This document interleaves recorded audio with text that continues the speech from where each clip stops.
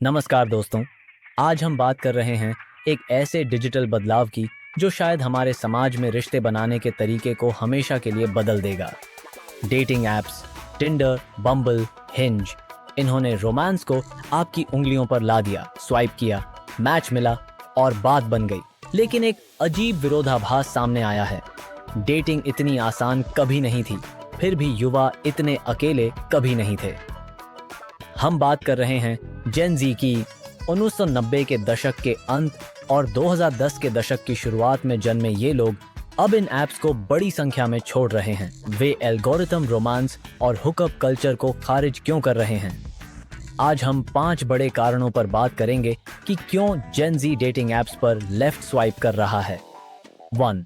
थकाऊ काम और शून्य नतीजे। डेटिंग ऐप्स अब मजा नहीं बल्कि थकाऊ काम बन चुके हैं। 2004 के एक सर्वे के अनुसार जेन जी हर दिन डेटिंग ऐप्स पर लगभग 50 मिनट बिताता है। यह एक हफ्ते में 7 घंटे है और यह सिर्फ स्वाइप करने और चैट करने में जाता है, किसी से मिलने में नहीं। स्टैनफोर्ड यूनिवर्सिटी के शोध से पता चला कि 50% लोग डेटिंग ऐप्स के जरिए कभी किसी डेट पर नहीं जाते। वे इनका उपयोग सिर्फ मनोरंजन, सामाजिक जुड़ाव महसूस करने या नकारात्मक भावनाओं से निपटने के लिए करते हैं। सबसे बड़ा झटका, 55% टिंडर यूजर्स पहले से ही किसी रिश्ते में हैं या शादीशुदा हैं। ऐप्स ने कम्युनिकेशन को मार दिया है। 9% बातचीत सिर्फ हे से शुरू होती है। हार्वर्ड के शोध में पाया गया कि ऐप्स पर लोग ऊबने पर आते हैं और जब आप ऊब चुके होते हैं तो आप खुद भी उबाऊ होते हैं। यह हाई प्रेशर, लो कमिटमेंट वाला माहौल गोस्टिंग को जन्म देता है। जहां 77% जेन ज़ियर्स ने खुद दूसरों को गोस्ट किया है। डोंट पैसे दो और खेलो जो ऐप्स कभी फ्री थे, अब वे एक महंगे और चालाकी भरे पेवॉल के पीछे बंद हो गए हैं। जेन जी पहले से ही किराए और जीवन यापन की लागत से जूझ रहा है और अब प्यार पाने के लिए भी प्रीमियम सब्सक्रिप्शन चाहिए। गिज़मोडो के एक अध्ययन में पता चला कि डेटिंग ऐप्स आपके प्रोफाइल, फोटो और आपके स्वाइन करने वालों के आधार पर आपकी अट्रैक्टिवनेस रैंकिंग करते हैं। अगर आप फ्री यूज़र हैं तो ऐप जानबूझकर आपको वह प्रोफाइल नहीं दिखाएगा जो आपकी लीग का है।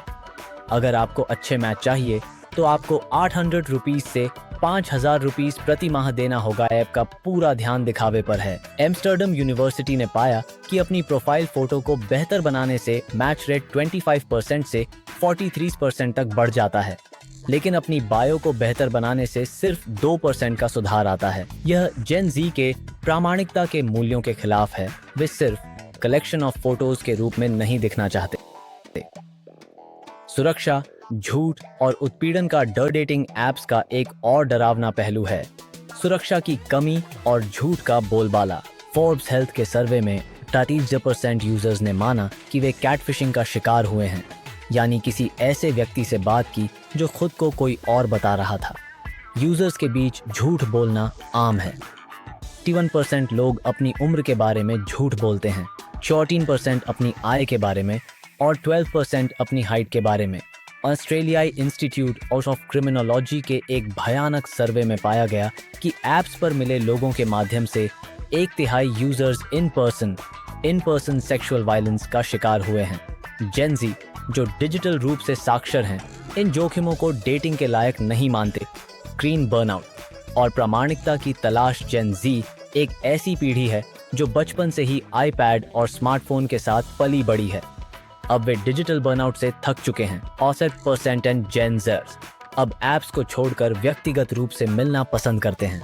उन्हें एहसास हो गया है कि जो प्रोफाइल वे ऑनलाइन देखते हैं वह अत्यधिक क्यूरेटेड है। क्या वे सचमुच हाइकिंग करते हैं या वह सिर्फ एक आकर्षक फोटो है? आप कितनी भी चैट कर लें, असल में मिलने पर अक्सर कोई स्पार्क या केमिस्ट्री नहीं होती। एक जेन जी यूजर जेसन ने कहा, जब आप किसी से असल जिंदगी में मिलते हैं तो आपको उसका अंदाज, परफ्यूम और बातचीत करने का तरीका पता चलता है। ऐप्स पर यह मुमकिन नहीं है।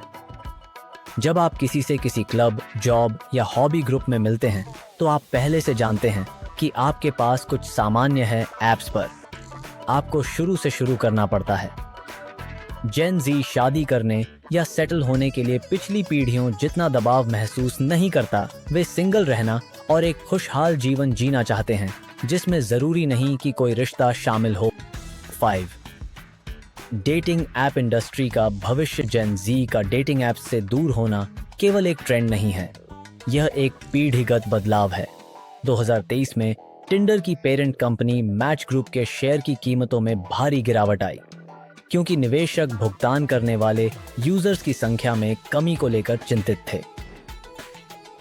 मिलेनियल्स ने ऐप्स को क्रांति के रूप में अपनाया था, लेकिन जेन जी उन्हें एक खराब समाधान के रूप में देख रहा है। अगर यह ट्रेंड जारी रहा तो खरबों डॉलर के इस डेटिंग ऐप इंडस्ट्री को खुद को फिर से तैयार करना होगा या उस पीढ़ी को खोने का जोखिम उठाना होगा जिस पर उसका अस्तित्व टिका है। जेन जी हमें दिखा रहा है कि प्रामाणिकता, सुरक्षा और वास्तविक मानव संपर्क किसी भी एल्गोरिथम से ज्यादा मायने रखता है। आपको क्या लगता है? क्या आप भी ऐप्स से तंग आ चुके हैं? हमें कमेंट्स में जरूर बताएं। अगर आपको यह एनालिसिस पसंद आया तो इस वीडियो को लाइक करें, शेयर करें और सब्सक्राइब करें ताकि आप ऐसे ही ट्रेंडिंग टॉपिक्स मिस ना करें। धन्यवाद और मिलते हैं अगले एपिसोड में।